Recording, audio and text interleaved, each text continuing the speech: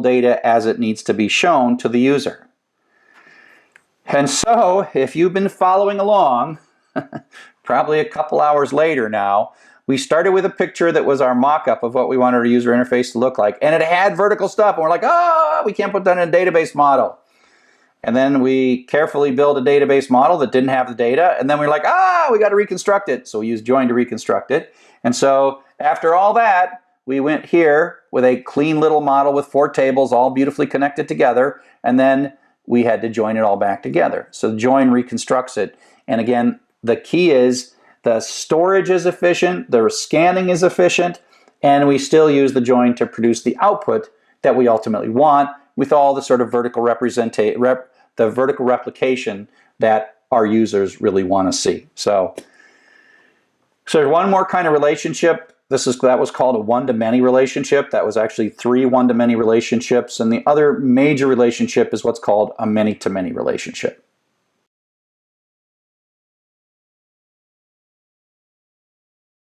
We're going to do some code walkthroughs, actually running some code.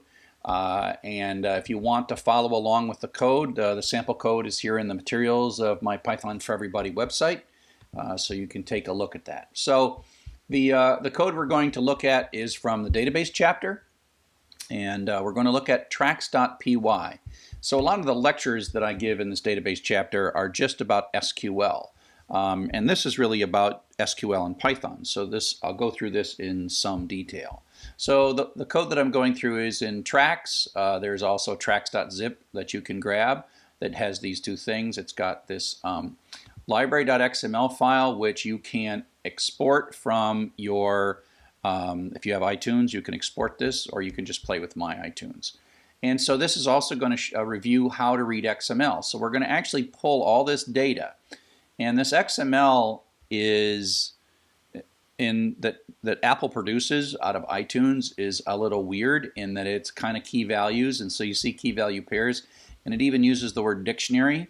And so it's like, I'm going to make a dictionary that has this, then a dictionary within a dictionary. This to me would be so nice if it was JSON, because it's really a list of dictionaries. This is a dictionary, then another dictionary, then another dictionary, and then the key for that dictionary, and it's a weird format, but we'll write some Python to be able to read it. And so you export that from iTunes, and you can use my file or you can use your file. It might be more fun to use your file. So here's tracks.py. We're going to do some XML, and so we import that. We're going to import SQLite 3 because we want to talk to the database, and then we're going to make a database connection. And in this, once we run this, you'll see that that file will exist. And so right now, if I'm in my tracks data, that file doesn't exist. But what we'll see is this is going to actually create it. Now remember that we have a cursor, which is sort of like a file handle. It's really a database handle, as it were. And in order to sort of bootstrap this nicely, we are going, because this code is going to run all the time, it's going to run and read all of library.xml. In later things, we won't wipe out the database every time. And so I'm executing a script which is a series of SQL commands separated by semicolons. So I'm going to throw away the artist table, album table, and track table, very similar to the stuff we covered in lecture. And then I'm going to do the create table, and I'm doing this all automatically. And you'll notice this is a triple quoted string, so this is just one big long string here, and it happens to know that it's SQL. I'll thank you, Adam, for that. And so it creates all these things. Now, it's not quite as rich as the data model we built because there's no genres in here. And so it's artist, album, track, and then there's a foreign key for album ID and a foreign key for artist ID, which it's sort of a subset of what we're doing. And so when that's done, that actually creates all the tables, and we'll see those in a moment once we run the code. Then it asks for a file name for the XML, right? And so that's what that is. And we're going to, I wrote a function that does a lookup that it's really weird, because if you look at these files, like in this dictionary, there is a key, right? And so the key of this dictionary this really should have been a key value pair. But so I had it. There's this weird thing where the key for an object is inside of the object, and so we're going to grab we're going to loop through all the children in this outer dictionary and find a child tag that has a particular key. And so you'll see how this works. And this was something I was going to use over and over again.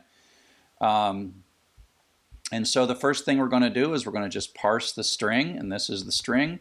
And then this, of course, is an XML ET object. And then we're going to say we're going to do a find all. And so this shows how the find all, we're going to go the third level dictionaries. We want to see all of the tracks. And so we have a dictionary and a dictionary and a dictionary. And so what we want is all of these guys, right? All those guys right there, right? Track ID. So we're going to get a list of all those. That'll be the first one.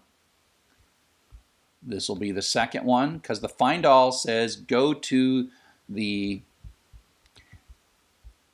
find the dictionary key, then a dictionary key, a dictionary tag within that, and a dictionary tag. So and then we'll tell how many things we got, and then we're going to loop through. And entry is going to iterate through each of these, and see we'll get our name and our artist. Another one bites the dust, a queen, and away we go. And then the next time through the loop, we'll hit this one. Okay, so then what we're going to do is we're going to go through all those entries, and if there's no track ID, and if that's this track ID field, where are you hiding? Track ID. If we don't have that, we're going to continue. And then we're going to look up the name, artist, album, play count, rating, and total time. Okay? And so here they are, play count. A lot of those things that we had in the sample lecture that I did. And we're going to look those things up, and we're going to do some sanity checking. If we didn't get a name or an artist or an album, we're going to continue. We're going to print them out, and then we are going to ask for remember how you have to get the primary key of a row so you can use it? So the way we're going to do this is we're going to do an insert or ignore. And so this or ignore basically says, because I said that the artist name, go up here, I said the artist name is unique, which means if I try to attempt to insert the same artist twice, it will blow up, okay, because I put this constraint on that, except when I say insert or ignore, that basically says, hey, if it's already there, don't insert it again. So what I'm doing here is insert or ignore into artist. So this is putting a new row into the artist table, unless there's already a row in that artist table. And this syntax right here, the question mark is sort of the where this artist variable goes, and this is a tuple, but I have to sort of put this comma in to force it to be a tuple. So this is the way you have a one tuple. And then what I need to know is I need to know the primary key of this particular artist row. Now this line may or may not have actually done the insert, and so I need to know what the ID for that particular artist is. So I do a select ID from artist where name equals. Now it either was already there or I'm getting it fresh and brand new. So I do an artist ID equals, I fetch one row, and it's going to be the first thing, given that I only selected ID. And so this artist ID is going to be the ID. Now I have the foreign key for the album title, right? And so now I'm going to insert into the title artist ID. This is the foreign key to the artist table. And I got this value that I just moments ago retrieved. And I got the album title. But this also is insert or ignore, because now if you look, I have unique on the album title. Yep, unique's on the album title. So that'll do nothing. It doesn't blow up. Or ignore says don't blow up, just do nothing, because this next line is going to select it. And I grab the album's foreign key for either the existing row or the new row, and then I'm going to insert or replace. And so what this basically says is if the unique constraint would be violated, this turns into an update.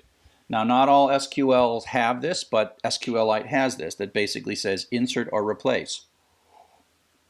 Some SQLs are totally standard. Some things we do, like this select statement, is a totally standard part of SQL. Then they